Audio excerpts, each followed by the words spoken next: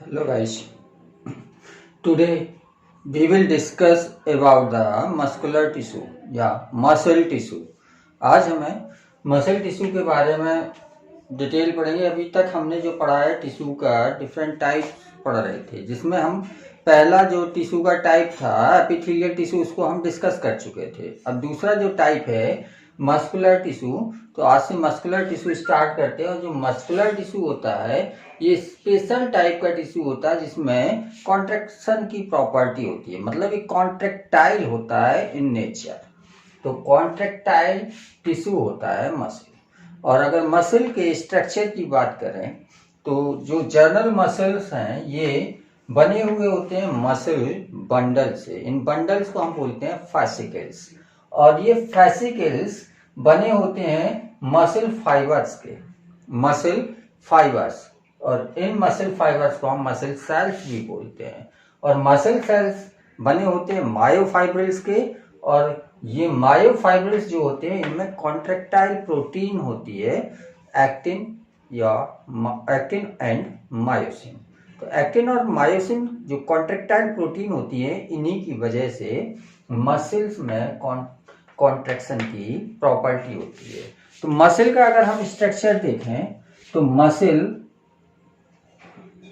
ये मान लीजिए एक मसल है, तो इस मसल के अंदर मसल्स के बंडल्स या फैसिकल्स प्रेजेंट होंगे।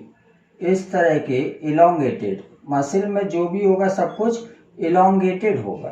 तो इस तरह से इलोंगेटेड मसल्स के बंडल होते हैं, और इन मसल्स के बंडल्स को हम बोलते हैं फैसिकल्स।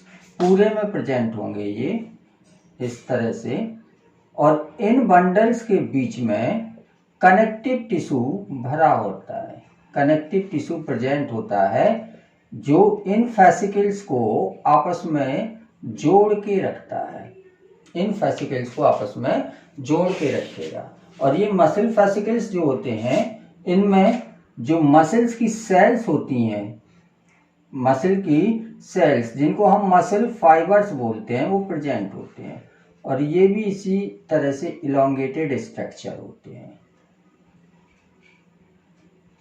ये मसल फाइबर या मसल सेल्स है।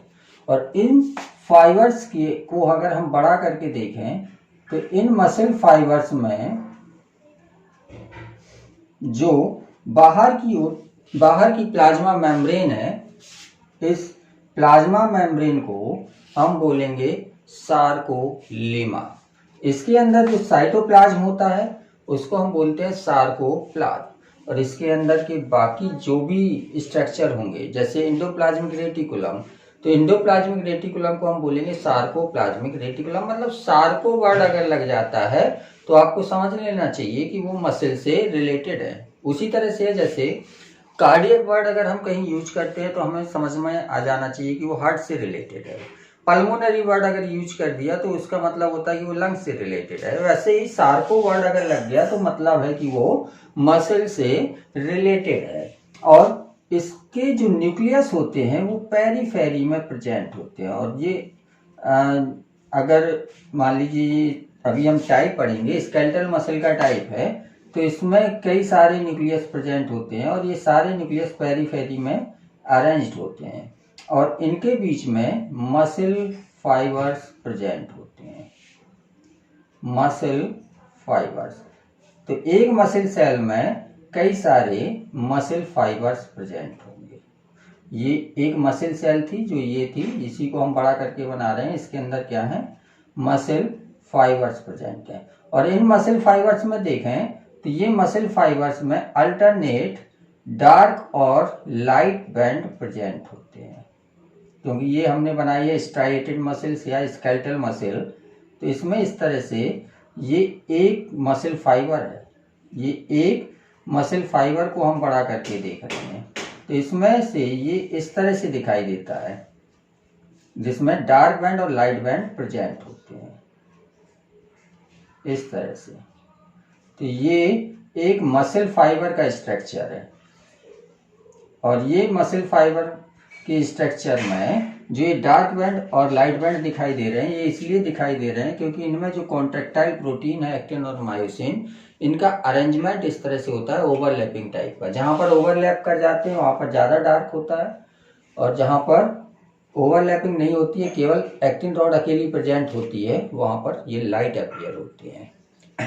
तो ये एक मसल का स्ट्रक्चर है। फिर से देखते हैं, ये पूरी मसल है और मसल के अंदर मसल के बंडल्स या फेसिकल्स हैं। इन फेसिकल्स के अंदर मायो मसल सेल्स या मसल फाइबर्स प्रेजेंट है, और ये मसल फाइबर्स के अंदर मायोफाइब्रिल्स प्रेजेंट है। और मायोफाइब्रिल्स का स्ट्रक्चर देखें तो इसमें एक्टिन रॉड और मायोसिन रॉड का अरेंजमेंट इस तरह से होता है कि इसमें अल्टरनेट लाइट और डार्क बैंड्स हमें दिखाई देते हैं। तो ये एक मसल का स्ट्रक्चर है। मसल्स के टाइप की बात करें तो muscles are of 3 types. Skeletal muscle, जिसको हम स्ट्राइएटेड मसल्स भी बोलते हैं और वॉलेंट्री मसल्स भी बोलते हैं, और इन्हीं को एक नाम और दिया जाता है striped muscle. Striped muscle, striped muscle, striated muscle, skeletal muscle, voluntary muscles. और दूसरी टाइप होती है स्मूथ मसल, जिसको हम नॉन स्ट्राइएटेड, नॉन स्ट्राइप्ड या इनवॉलेंट्री मसल भी बोलते हैं। और थर्ड टाइप जो होता है ये होता है कार्डियक मसल्स, जो स्पेशल टाइप की मसल्स होती है, केवल हार्ट में प्रेजेंट होती है और कहीं नहीं पाई जाती है। तो एक एक का हम डिटेल पढ़ेंगे। सबसे पहले आते हैं स्ट्राइएटेड मसल। यहाँ पर जो हमने ये बनाई है पूरा स्ट्रक्चर, ये स्ट्राइएटेड मसल्स का ही बनाया है। तो स्ट्राइएटेड मसल्स जो होती हैं इनमें alternate light and dark bands दिखाई देते हैं। हमने ये देखा है कि ये जो मायोफाइब्रिल्स हैं इनमें अल्टरनेट लाइट और डार्क बैंड होंगे। अगर हम दूसरा मायोफाइब्रिल्स बनाए तो उसमें भी इस तरह से ऐसे अल्टरनेट लाइट और डार्क बैंड होंगे, तीसरा बनाए तो उसमें भी होंगे। तो एक पूरा पैटर्न सा दिखाई देने लगता है अल्टरनेट लाइट और डार्क बैंड्स का। दूसरा पॉइंट है अटैच्ड होते हैं ये बोन से, इसलिए इनको हम स्केलेटल मसल भी बोलते हैं। ये मसल जो होंगी स्केलेटल मसल या स्ट्राइएटेड मसल्स, ये हमेशा बोन से अटैच्ड होंगी। जैसे यहाँ पर ये लॉन्ग बोन है तो यहाँ पर बाइसेप्स की मसल है, इसका एक एंड यहाँ पर जुड़ा हुआ और एक एंड यहाँ पर जुड़ा हुआ है। तो ये हमेशा बोन से जुड़ी हुई होती हैं और पावर देती हैं बोन को पावर प्रोवाइड करती हैं कि बोन में मूवमेंट हो सके, जिसकी वजह से हम क्या कर सकते हैं, अपनी बॉडी को मूवमेंट या लोकोमोट करा सकते हैं। और ये वर्क करती हैं अकॉर्डिंग टू आवर विल, इसलिए इनको हम वॉलेंट्री मसल्स भी बोलते हैं। हमारी इच्छा के अनुसार चलते हैं।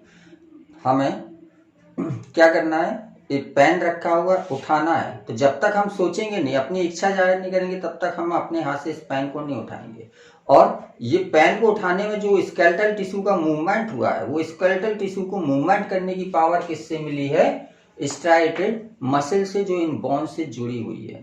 तो ये हमारी ऐसे सारे पार्ट्स में प्रेजेंट होंगी, हमारी बॉडी के ऐसे सारे पार्ट्स में ये प्रेजेंट होंगी जहां पर हम अपनी इच्छा से मूवमेंट करा सकते हैं। जैसे लिम्स की बोन, हाथ पैर की बोन है, इनसे जितनी भी मसल्स अटैच्ड हैं वो सब वॉलेंट्री हैं।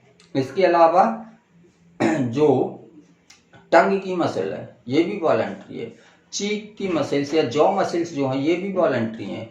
फेरिंग्स का अपर पार्ट जो है, हम खाना जब निगलते हैं तो फेरिंग्स का अपर पार्ट को अपनी इच्छा से मूव कराते हैं, तो फेरिंग्स का अपर पार्ट वॉलेंट्री है। हालांकि नीचे का जो फेरिंग्स का पार्ट होता है वो इनवॉलेंट्री होता है, लेकिन फेरिंग्स का अपर पार्ट वॉलेंट्री होता है। तो इसको हमें एग्जाम्पल रटने की जरूरत नहीं है, हम खुद देख सकते हैं कि कौन सी मसल्स को हम अपनी इच्छा से मूव करा सकते हैं या कॉन्ट्रैक्ट करा सकते हैं।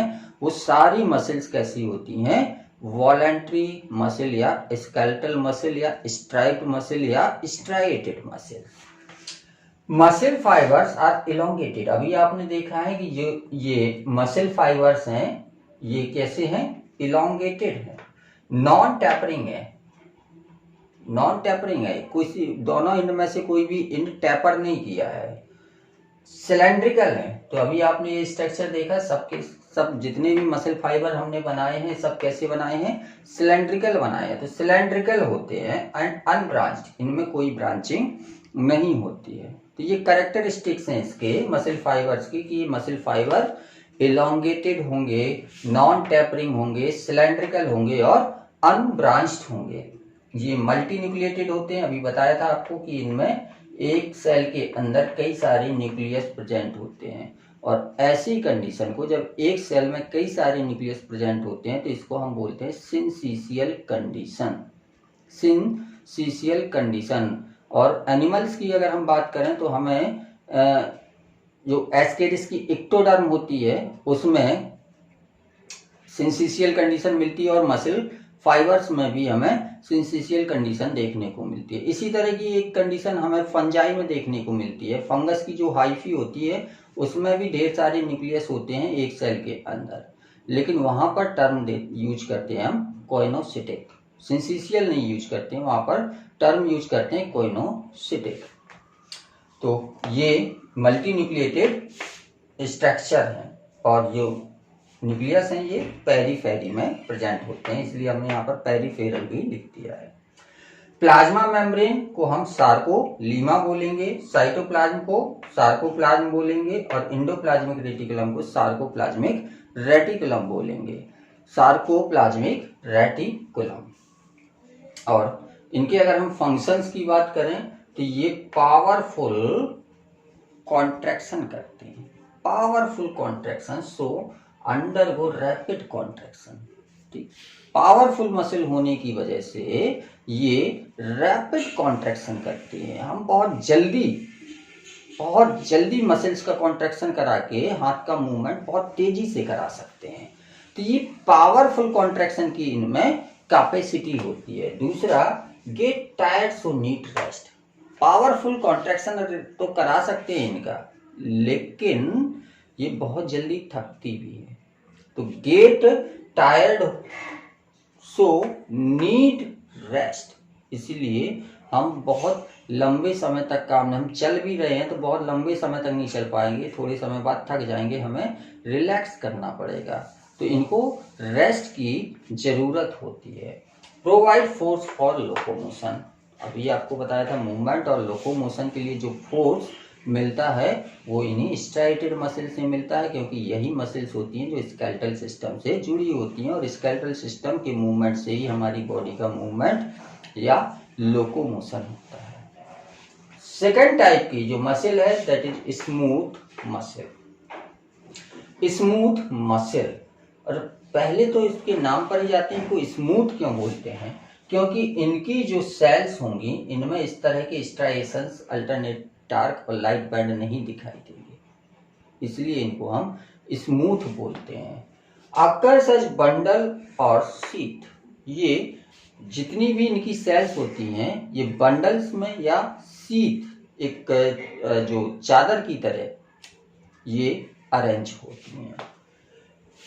इलांगेटेड सेल्स होती है इसमें, और फ्यूजिफॉर्म या स्पेंडल शेप्ड होती है, मतलब इनके दोनों एंड्स जो होंगे ये टैपरिंग में होंगे।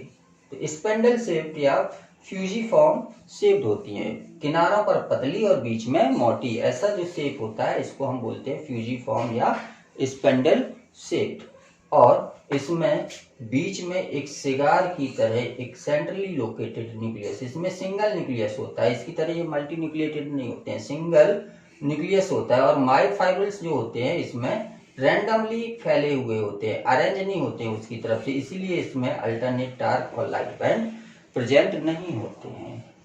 तो नो बैंड फॉर्मेशन होता है, क्यों? मायोफाइब्रिल्स जो है ये बिखरे हुए पड़े हुए हैं, मायोफाइब्रिल्स बिखरे हुए पड़े हुए हैं, इसलिए इनमें कोई बैंड का फॉर्मेशन नहीं होता है, और ये इनवॉलेंट्री होती है, इनको हम अपनी इच्छा से नहीं चला सकते। इनका कॉन्ट्रैक्शन और रिलैक्सेशन जो होगा ये अपने आप होता है और बहुत स्लोली होता है, इनकी तरह रैपिड नहीं कर सकते, स्लो कॉन्ट्रैक्शन। क्यों? मायोफाइब्रिल्स जो होती हैं ये रिस्पॉन्सिबल होती हैं कॉन्ट्रैक्शन और रिलैक्सेशन के लिए, वही प्रॉपर वे में अरेंज नहीं है।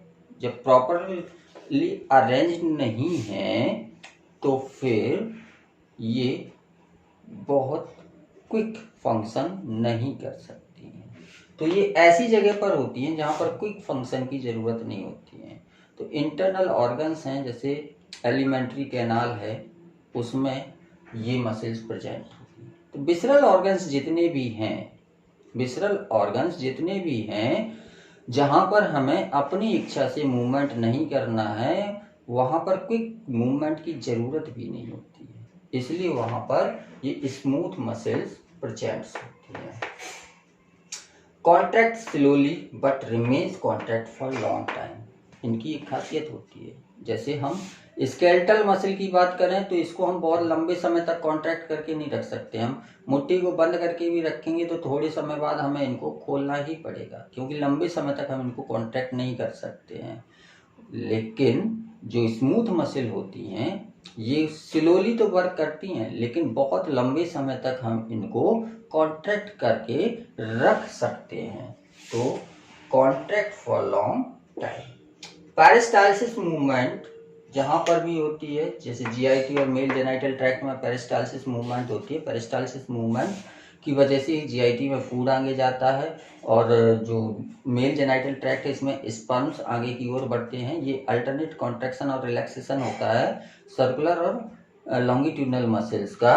तो जहाँ पर भी पेरिस्टालसिस मूवमेंट होता है वहाँ पर मसल्स होंगी स्मूथ टाइप की। कुछ ऑर्गन्स होते हैं जो